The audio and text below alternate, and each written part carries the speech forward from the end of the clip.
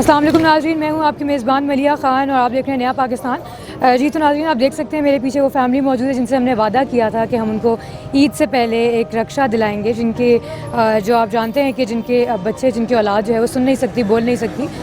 एक बेटा और 3 बेटियाँ हैं इनकी। नाज़रीन, तो हमने वो आज हम इनका वो वादा पूरा करने के लिए आए हैं और इनको रक्षा दिला दिया अल्हम्दुलिल्लाह। और ये मैं इनको चाबी पकड़ा रही हूँ, इनसे कुछ बात करूँगी, इनसे पूछूँगी, उसके बाद आपको तफ़सीलात बताऊँगी। अस्सलाम वालेकुम। वालेकुम अस्सलाम। कैसे हैं आप? ठीक है। अल्हम्दुलिल्लाह जी। कैसा लग रहा है आपको आज? बहुत ज़बरदस्त जी। अल्लाह ताला आपको इसका अजर दे। नया पाकिस्तान वालों का शुक्रिया अदा करता हूँ और जिन जिन लोगों ने मेरे साथ ताउन किया वो सब का शुक्रिया अदा करता हूँ। नेक तमन्नाओं का ख्वाहिश रखता हूँ।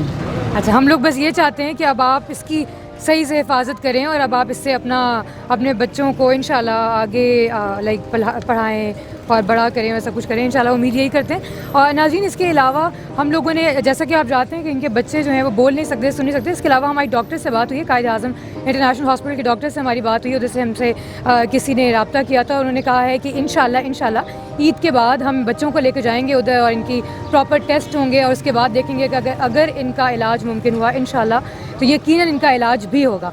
फ़िलहाल नाज़रीन, बता चलूँ कि इनको हमने ईदी के तौर पे 20,000 रुपया भी दिया है, जो छोटी सी ईदी है हमारी तरफ से।